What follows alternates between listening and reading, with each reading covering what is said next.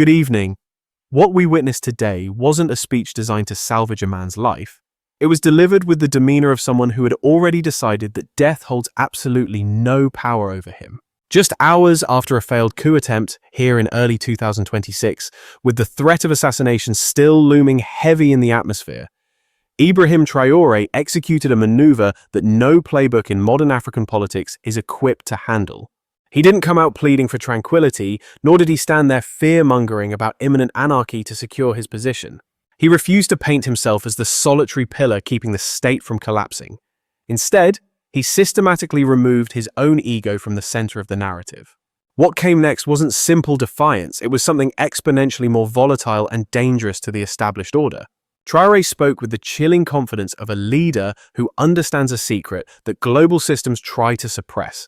You can eliminate the person, but you cannot execute an idea. Bullets work on flesh and bone, they don't work on cultural awakenings. Once a population understands that their strength isn't tied to one mortal man, fear stops being an effective tool of control. Don't mistake this for emotional bravado or tough talk. This was a calculated, cold, and precise piece of political architecture. By going on record to say the movement would survive his own death, Traore effectively dismantled the oldest method used to keep African ambition on a leash. If taking the king off the board doesn't kill the momentum of the game, then the strategy of assassination loses all its tactical value. The entire logic behind a coup disintegrates. The grip of control starts to slide, and that is the terrifying moment when established power truly feels threatened. Because when a commander teaches his battalion how to march without him, history gets pushed down a one-way street with no option for a U-turn. Now, let's be clear, the headline here isn't that Burkina Faso faced another attempt to overthrow the government. For a nation sitting at the crossroads of foreign interference, insecurity, and historical fatigue, instability is usually baked into the cake. The real shocker was what happened in the aftermath. Usually, this is the part where leaders retreat behind bulletproof glass and heavy security protocols. Instead, Traore stepped up to the mic without asking for protection, sympathy, or permission. He addressed the nation as if the specter of political violence, the continent's oldest ghost, had already been exorcised and failed. Historically across the region, power has been personalized because fear has been personalized. It is a targeted weapon. The prevailing theory has always been cut off the head and the body dies. Assassination becomes the go-to strategy for regime change. Chaos is used as leverage. Silence is enforced as control. Traore didn't pretend this dark history didn't exist or try to ignore it. He looked that reality dead in the eye and stripped it of its utility. The scary part wasn't his emotion, it was his absolute unwavering discipline. His words didn't revolve around his own survival. They deconstructed the assumption that his survival was even the main point of the exercise. Rather than digging in to defend his title, he questioned the entire geopolitical architecture that turns African leadership into a single, fragile bullseye. He talked about breath, blood, and mortality, not to ramp up the drama, but to neutralize the risk. He admitted that a body is just biology, it can fall. But an idea doesn't bleed. That was the pivot point. This wasn't about bravery in the face of death. It was about removing death from the power equation entirely. By guaranteeing the movement rolls on without him, Traore denied his adversaries the one outcome they rely on most: finality. Violence is only effective when it promises a conclusion. He told them clearly there is no ending here. In that moment, he shifted the weight of authority away from the presidential palace and directly into the collective consciousness of the nation. He posited that true power isn't held by the guys commanding the weapon systems, but by the people who finally understand their own value. When a population realizes their land, their labor, and their future are their own property, coercion stops being efficient, control becomes expensive, and fear becomes unreliable. We aren't looking at a simple populist rally cry here. This was a fundamental structural argument about the nature of governance. Traore wasn't asking the mob to form a human shield around him. He was instructing them to stop viewing leaders as the sole guardians of their destiny. In the context of African political history, that is a massive distinction. Too many movements have crumbled because they relied too heavily on the weight of martyrdom. Far too often, hope gets buried in the same coffin as the leader. Traore's message cut through that cycle with surgical precision. The shockwaves of this stance are going to be felt way beyond the borders of Burkina Faso. A leader who acts like he's indispensable is easy to leverage, isolate, or remove. But a leader who teaches his constituency that he is merely a temporary vessel destabilizes the entire playbook of external influence. Foreign aid packages, sanctions, threats, and coups, they all rely on having one central figure to apply pressure to. When that figure evaporates into a decentralized ideology, your leverage drops to zero. That's exactly why this address hit like a warning shot rather than a desperate plea. It was a notice that the old script has been shredded. The weaponized language of fear, poverty, isolation, and punishment has lost its bite. Traore made the case that Burkina Faso is already callous deep in struggle. You can't use suffering as a deterrent against people who have already suffered everything. You can't threaten a humiliated nation with more humiliation. What is just as important is what the speech refused to do. It didn't ask for blind loyalty to a man. It didn't demand strict obedience. It called for alignment with a future vision framing national dignity as an active choice you make, not a reward you receive. Traore pushed the responsibility right back onto the streets. The state stopped being a shield meant to protect a passive audience. Instead, the state became a mirror reflecting their own political awareness. That was the subtle earthquake underneath the obvious drama.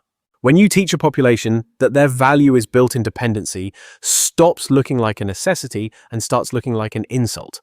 When a population finally grasps the reality that their poverty is engineered rather than inevitable, that it is a product of design, not destiny, the entire moral justification for exploitation evaporates into thin air. Furthermore, when a sitting leader boldly declares that his own assassination would serve as a megaphone rather than a muzzle, amplifying the cause instead of silencing it, the centralized power structure becomes impossible to decapitate.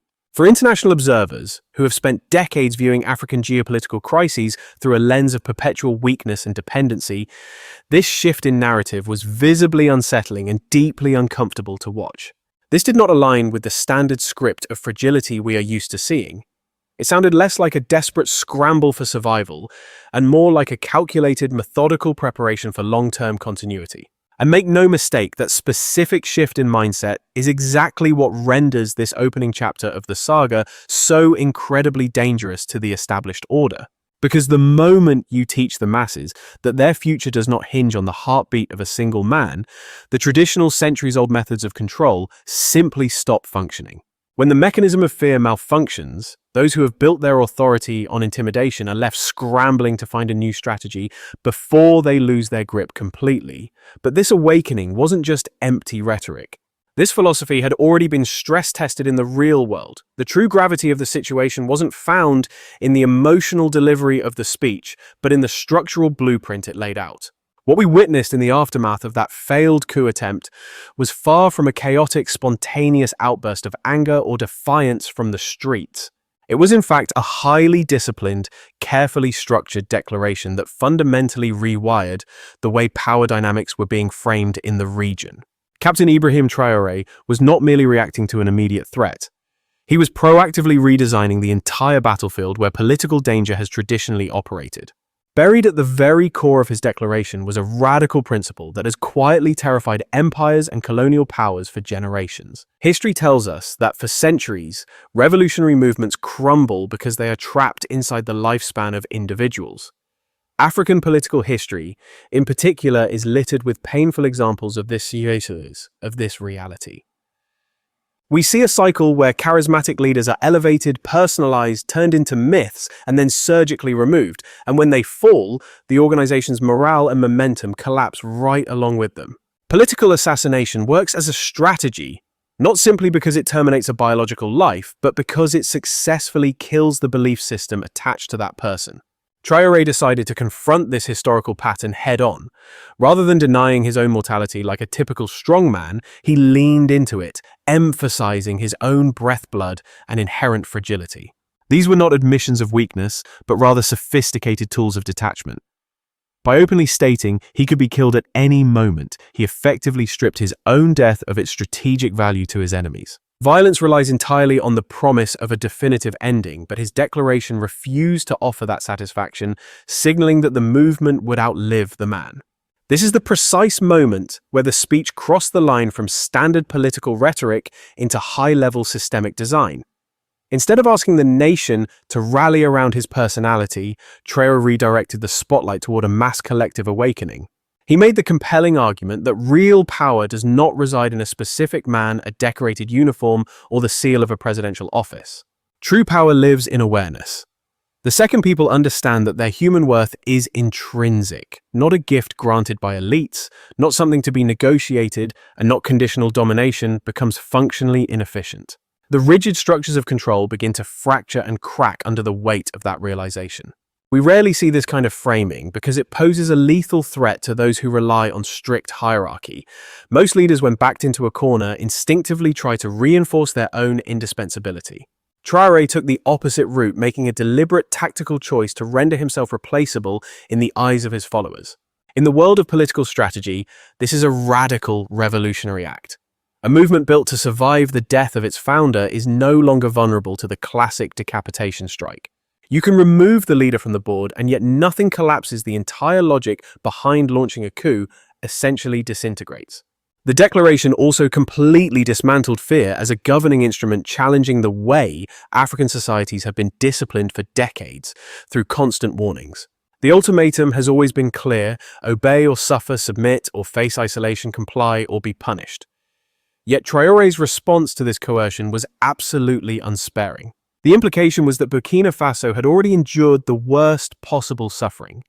Poverty, instability, and national humiliation were no longer credible threats because the people were already living through them.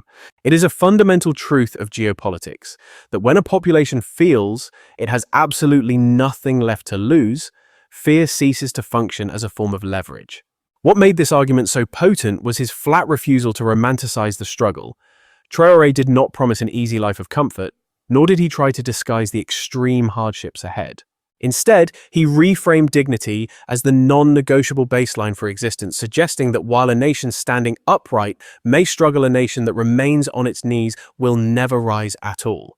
This distinction is critical because it transforms the concept of endurance from a state of desperate survival into an active, conscious choice. The declaration also went to work dismantling a much subtler mechanism of control, the pervasive myth of loneliness and isolation. Terror tactics are most effective when individuals believe they are standing alone against a giant, but Traore insisted on the exact opposite reality. He addressed farmers, soldiers, students, and workers, not merely as slogans, but as concrete political facts. Once people recognize themselves as part of a shared condition, intimidation loses its isolating power. Courage under these conditions becomes contagious, and it is important to note that this was not just an emotional appeal for unity. It was a cold, hard operational insight. Fragmentation is the necessary precondition for betrayal, and when you close those divisions, infiltration becomes significantly more difficult. The currency of loyalty shifts away from transactional benefits and roots itself deeply in shared identity. The declaration hinted at this profound shift without relying on theatrics, presenting unity not as some lofty moral aspiration, but as a hard-nosed strategic asset. And crucially, the speech rejected the hunt for saviors. Traore made it explicitly clear that his personal survival was not the hinge upon which the movement turned. If he lived, he would continue to serve the mission. But if he fell, others were ready to rise in his place. Leadership was no longer viewed as a throne to be defended, but as a responsibility to be multiplied across the population. In a region where politics has almost exclusively revolved around irreplaceable big men figures, this represented a direct, jarring rupture with historical precedent. The wider implications for the year 2026 were unmistakable. External pressure relies heavily on predictability. Sanctions, financial inducements, threats, and regime change tactics all operate on the assumption that there is a central figure through whom influence can be applied. Remove that center and the playbook fails. When a head of state transcends the role of a mere politician and effectively merges with the collective consciousness of the populace, they become virtually impossible to intimidate or manipulate through standard diplomatic channels. The moment political authority shifts from a specific individual to a bulletproof ideology, the traditional leverage held by foreign powers evaporates, which explains why this declaration sent shockwaves ringing far beyond the borders of Burkina Faso. We have to understand that this was not merely a tactical reaction to a failed coup. It was a broadcast to the world announcing that the Western playbook for African governance was being shredded and tossed into the trash. The long-standing geopolitical assumptions that assassinating a figurehead kills a revolution, that terror guarantees submission, and that economic reliance ensures control were being dismantled at their very foundation. However, we must be realistic and acknowledge that fiery speeches and bold proclamations by themselves are not enough to rewrite the history books. Revolutionary concepts only acquire true kinetic energy when they perfectly synchronize with the harsh realities on the ground. Rhetoric might ignite the spirit, but it offers zero physical protection against a bullet. And that reality brings us to the elephant in the room, a burning question that analysts and international observers simply cannot afford to sweep under the rug any longer. If this political movement truly has evolved beyond the cult of personality surrounding one man, why have the multiple covert attempts to depose him failed so spectacularly?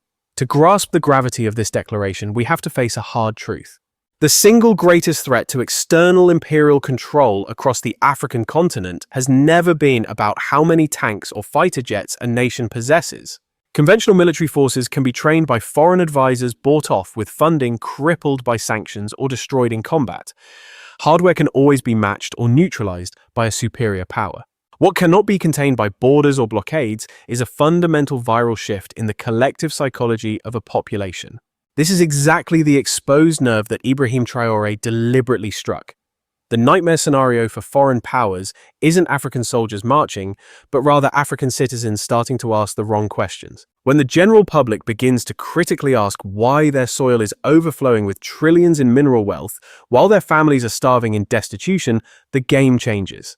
When they start demanding to know exactly who is getting rich from these so-called strategic partnerships that never seem to export dignity or development, the old colonial architecture begins to tremble.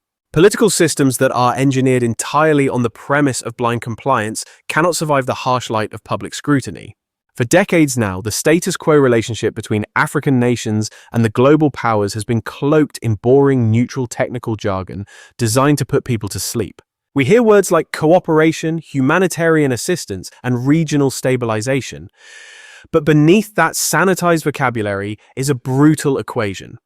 Valuable resources flow out and crippling dependency flows in. Destitution is marketed as an unfortunate circumstance rather than a direct consequence of policy, but Traore's rhetoric ripped the polite mask right off this predatory arrangement. He called out the structural imbalance with zero apology, and in doing so, he successfully reframed poverty not as an economic accident, but as a manufactured political product. The narrative shifted to reveal that scarcity was not their inescapable destiny, and chronic underdevelopment was not due to some inherent failure of the people. It was a feature, not a bug. It was by design. And once a population realizes the game is rigged, the psychological shackles of inevitability are shattered instantly. A citizenry that stops blaming itself for its struggles becomes a geopolitical wildcard. It stops coming to the negotiating table with its head down in shame. It stops accepting the condescending explanations that demand a permanent state of inferiority, which is exactly why independent thought is feared in Western capitals far more than military firepower. Assault rifles might challenge authority in a specific combat zone, but a dangerous idea challenges authority everywhere simultaneously. You can encircle and isolate an army, but you cannot lay siege to a mindset. Once an entire generation internalizes the belief that their situation is reversible, standard pressure tactics lose their effectiveness completely. Suddenly, the threat of economic sanctions feels less terrifying, and the threat of diplomatic isolation feels less final to the people on the street. Even extreme hardship takes on a noble quality when it is viewed as a necessary sacrifice chosen by the people rather than a punishment imposed from abroad. Traore made this psychological pivot undeniable. He did not pretend that external pressure didn't exist. Instead, he completely stripped it of its moral legitimacy and standing. International relationships, previously sold as cooperation, were exposed as conditional contracts designed to preserve Western advantage while demanding absolute subservience from the African partner. When that power imbalance is permanent, labeling it a partnership is nothing short of an insult, and simply rebranding the oppression does not alter its fundamental function. This critique struck right at the heart of a neo-colonial system that relies on African heads of state acting as glorified middle managers for foreign interests rather than true representatives of their people. As long as the leadership class is incentivized and rewarded for managing the state's dependency, The exploitative structure remains intact. But when leadership flips the script and teaches the population to question the very nature of that dependency, the entire edifice begins to fracture from the inside out. That internal awakening is a far more destabilizing outcome for foreign interests than any armed skirmish or border conflict could ever be. Just as critical was the specific way Traore dismantled the weaponization of fear, which has historically been cultivated through doomsday forecasts of economic collapse and total chaos. All of those dire warnings are based on the assumption that the people actually believe they have something stable and valuable left to lose. Traore rejected that premise entirely, implying that Burkina Faso had already been living through the nightmare consequences of submission for decades. The threat of future suffering carried zero weight because suffering had already been normalized as the baseline existence for generations of citizens. This is a crucial inversion of power dynamics, because fear is only an effective tool when it promises to take something away from you. When your dignity and prosperity have already been stolen, fear loses all its bargaining power, and the only thing left in the tank is pure, unfiltered resolve. And resolve, unlike fear, does not require a pat on the head or reassurance from the international community. This speech also took a sledgehammer to the idea that success requires foreign validation. For over 50 years, African youth have been subtly indoctrinated with the belief that real opportunity only exists outside their own borders. They are taught that fulfillment requires leaving home and that a person's value is measured solely by their acceptance in Europe or North America. Traore's message launched a direct assault on this narrative, speaking of a future rooted in the African soil, where human worth is not granted by a visa stamp or applause from foreign capitals. This was not a call for isolationism. It was a demand for a total reorientation of the national soul. We are talking about a society here that finally realizes one crucial truth. If you think your future requires a permission slip from a foreign capital, you remain psychologically shackled even if your flag flies over a politically independent state. And let me tell you, breaking those mental chains is profoundly unsettling for the establishment figures who have grown far too comfortable with defining the menu of options for the African continent. Now, none of this transformation required hostility or saber rattling. The speech in question didn't go around declaring enemies. It simply pulled back the curtain and exposed the mechanisms of control for what they truly are. And in the game of geopolitics, exposure is often way more threatening than direct confrontation. When you name these exploitative systems and call them out, they lose that cozy layer of ambiguity that protects them. Suddenly, the tough questions start spreading like wildfire. People start comparing notes, and that wall of silence becomes nearly impossible to enforce. That is exactly why the backlash to this kind of critical thinking is rarely a straight-up debate. Instead of arguing the facts, the pressure points shift to the markets, to twisted media narratives, and to manufactured security concerns. The entire battlefield shifts, because the problem for the old guard is no longer just one stubborn leader or a single inconvenient policy. We are dealing with an entire population that is beginning to think in unauthorized ways. But let's be real, having an epiphany is one thing. Thinking alone doesn't keep the momentum going. Revolutionary ideas travel a whole lot faster when they are reinforced by hard experience, by rock-solid unity, and by that gut feeling that something unseen is holding the line against the chaos. And folks, this is exactly where the story moves beyond the dry statistics of economics and the polite handshake of diplomacy. Because when the fear tactics fail and the awakening spreads, power starts looking for a backdoor. And sometimes it discovers that the very ground beneath its feet has already picked a side. Make no mistake, the spectacular failure of the recent coup attempt wasn't just a case of sloppy planning or poor execution on the ground. It was the result of a massive fundamental miscalculation about where the real power resides inside Burkina Faso in the year 2026. For decades, the destabilization playbook has been rinse and repeat drive, a wedge between the armed forces and the people fracture society, with fear and self-betrayal as a profitable shortcut to success. But I am here to tell you that this time around, that old formula completely fell apart. The game changer here was unity, not just as a catchy bumper sticker slogan, but as a lived, breathing political condition. This attempted overthrow exposed a reality that a lot of strategic planners had severely underestimated. The traditional dividing lines between the soldiers in uniform and the civilians on the street had effectively narrowed to nothing. The military was no longer seen as some distant ivory tower institution serving abstract interests. They were viewed as an extension of the same social fabric facing the same intense pressure. You didn't have farmers, workers, students, and troops acting as separate categories anymore. They were all responding as stakeholders invested in the exact same outcome. And let me tell you, that kind of alignment matters way more than just firepower. Coups only succeed when you can isolate the institutions from their legitimacy. They fail miserably when moral legitimacy moves faster than the orders coming down the chain. In this specific case, loyalty didn't hinge on who had the highest rank or who offered the biggest reward. It hinged entirely on identification and belonging. The soldiers weren't stuck making a choice between blind obedience and rebellion. They were choosing between their nation and transactional deals that no longer carried any moral weight whatsoever. And this was not accidental. It reflected a massive shift in political messaging that started way before the Traore coup attack. The emphasis had moved away from fear-based compliance toward a shared ownership of the national project. When authority starts speaking the language of dignity rather than coercion, it completely reshapes the incentive structure for everyone involved. Betrayal suddenly looks like exposure. Silence starts to feel a whole lot like complicity. Equally important was the role of public presence. When the rumors of instability started to surface, the people didn't retreat into the shadows. They appeared. The streets filled up not with panic, but with high visibility. And this is critical because coups absolutely depend on ambiguity to survive. These plots thrive in those moments when the population holds its breath to see which way the power will fall. Visibility collapses that waiting period instantly. It forces total clarity.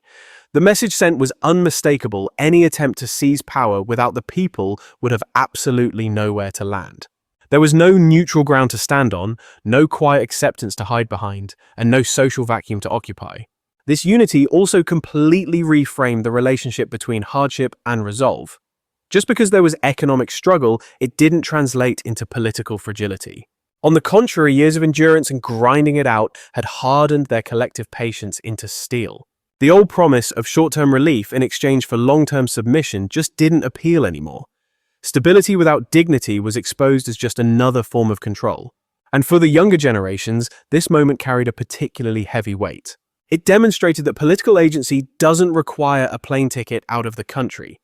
Your value doesn't have to be validated abroad to be real. Participation right at home, visible, collective, and unapologetic could actually alter the outcomes. The future wasn't something to escape toward anymore. It was something to defend right where it stood.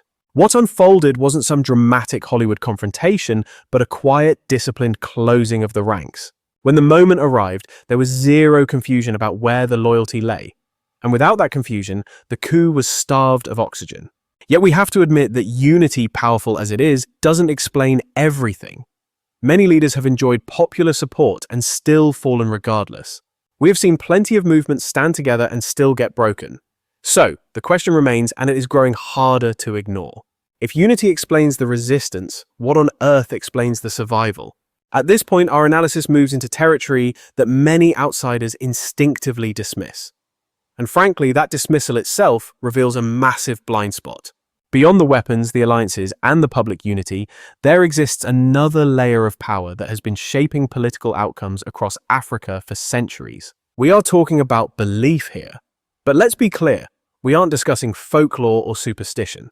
We are analyzing belief as a tangible socio-political driver, a rigorous discipline, and ultimately the very psychological bedrock of national stability. Following the dust settling on yet another thwarted coup attempt, here in 2026, the intelligence community is buzzing with narratives emerging from Burkina Faso that simply defy standard Western security assessments. We are seeing a mobilization of the old guard, traditional tribal elders, spiritual heavyweights, and the keepers of deep-rooted ancestral traditions. Reports indicate these power players convened a massive ceremonial council not to haggle over tax codes or public policy, but to cast a metaphysical shield around the leadership and reaffirm the nation's protection. Now, to an analyst sitting in Washington or Paris, these reports might sound like mere pageantry at best, or perhaps completely irrational, archaic thinking at worst. However, on the ground within the society itself, the calculus is radically different. The relevant question isn't whether these rituals hold actual magic. The critical factor is how they manipulate the currency of fear. You have to understand that every regime change operation relies entirely on psychological momentum. Long before a trigger is pulled, the plotters need absolute conviction that their path to victory is viable. They need to know that wavering brings punishment while treason brings a payout, and simultaneously the general population must be convinced that fighting back is a waste of time. But the moment that conviction cracks, the entire conspiracy starts to unravel. Secrets leak out, soldiers get cold feet, and the necessary confidence evaporates into thin air. That is how psychological warfare implodes from the inside out. And this is exactly where the rhetoric of spiritual protection transforms into a hard strategic asset. When a nation collectively buys into the narrative that their leadership is shielded by history, by the ancestors, and by cosmic forces far greater than any single individual, it fundamentally rewrites the risk assessment. Suddenly, stabbing the leader in the back doesn't feel like a clean political maneuver anymore. Plotting in the shadows feels exposed because there is a lingering perception that the very soil under their feet is watching them, which introduces a paralyzing element of doubt. And in the world of covert operations and high-stakes intelligence, doubt is absolutely lethal. We need to interpret the talk of spiritual perimeters or battalions of 300 guardian spirits not as literal ghost stories, but as a societal immune system. It is a broadcasting signal of hypervigilance and deep historical memory. It sends a clear message that treason will not simply fade away into the history books or be hidden by anonymity. In unstable regions where government institutions are often compromised by foreign spies, these informal belief systems act as a parallel deterrent, one that you cannot sanction, you cannot bribe with foreign aid, and you certainly cannot manage from a desk in Europe. This cultural variable is the precise dimension that countless Western geopolitical strategies completely fail to factor in. While tanks and drones handle the physical threats and intelligence agencies manage the logistics, it is ultimately belief that dictates human behavior long before the first shot needs to be fired. The balance of power shifts dramatically when fear stops paralyzing the population and starts haunting the nightmares of the conspirators hiding in the shadows. It is crucial to note that this spiritual framework is not at odds with the mechanics of modern statecraft or governance. In fact, it runs parallel to it. Infrastructure projects move forward, school doors remain open, and industrial factories continue to be constructed across the country. The key difference here is that the government's legitimacy isn't being imported exclusively through democratic models copied and pasted from the West. Instead, that authority is anchored in cultural continuity, linking the present to the past, a synthesis that deeply unsettles foreign powers, who only know how to transact in measurable, tangible power. Look, you can always negotiate budget deficits, you can apply diplomatic pressure on administrations, and you can certainly isolate national economies through sanctions. But it is nearly impossible to dismantle a collective conviction that the resistance is being protected by forces far deeper and older than the state itself. This explains why the regime's survival in this specific instance cannot be justified or understood by looking at security protocols alone. Because once a leader transcends being just a politician and transforms into a historical signal of unity and faith, taking him off the board no longer guarantees you control the game. All that does is guarantee that something else, something potentially more volatile, will rise up to take his place. That is the critical moment when foreign power realizes it isn't fighting a single man anymore. It is fighting a civilization that is remembering its own identity. What we are watching in Burkina Faso isn't a fable about an invincible Superman. It is the story of a dangerous idea suddenly becoming the new normal. Captain Ibrahim Traore hasn't marketed himself as a messiah or a figure standing above the timeline of history. He has done something with much heavier consequences. He has approached his leadership as a temporary assignment while treating national dignity as a permanent fixture. And that distinction changes the entire geopolitical landscape. For generations, the African continent has been lectured that stability requires submissiveness, that economic development always comes with strings attached, and that sovereignty is a privilege to be negotiated quietly in foreign capitals. But the second a society stops accepting those preconditions, the entire global architecture of control starts to buckle under the strain. What is unfolding in Burkina Faso isn't just defiance for the sake of being difficult. It is a total strategic reorientation, a flat refusal to measure their worth based on fear or foreign permission slips. The fact that Traore has survived repeated existential threats and assassination attempts throughout 2025 and into this year is not really a security mystery at its core. It is a direct reflection of alignment, a synchronization between spoken rhetoric and lived reality. It is the alignment between the armed forces and the civilian populace, and the bridge between modern political ambition and deep ancestral memory. When you achieve that level of synchronization, political legitimacy stops being a fragile thing that can be easily toppled. This is where we have to correctly interpret the presence of African spiritual leaders, not as mystics on the fringe of politics, but as the central custodians of continuity within the social fabric. They provide an anchor for public confidence in areas where bureaucratic institutions frequently fail to deliver. They reinforce the narrative that the current struggle is not an isolated incident or an accident of history, but a movement with a clear and distinct lineage. In a Western world obsessed with visible displays of power, this type of invisible reinforcement is constantly misunderstood and woefully underestimated. The wider implication here is simply unavoidable when a people stop believing that their future requires a stamp of approval from elsewhere. External pressure completely loses its psychological grip. We are witnessing a fundamental paradigm shift where the younger generation is trading the dream of migration for the reality of national sovereignty. When young men and women decide that their dignity can be found on their own soil rather than in foreign capitals, the very chains of geopolitical dependency begin to rust and break. Furthermore, when an administration effectively communicates that the country's destiny is bigger than any one individual, including the commander-in-chief, the psychological weapon of fear is completely neutralized, changing the calculus of power when leadership proves that the mission outlives the man. Now, political analysts emphasize that this phenomenon should not be mistaken for a cult of personality or blind hero worship. Instead, it is a critical recognition of a geopolitical inflection point. Because as we know, history rarely knocks on the front door with a polite invitation. Real change explodes onto the scene precisely when the status quo collapses and when the standard diplomatic and economic assumptions we have relied upon for decades simply cease to function. The momentum shifts the instant a population reaches a breaking point, deciding that systemic humiliation is officially unsustainable, that staying silent offers no safety, and that standing tall regardless of the heavy price is the only option left on the table.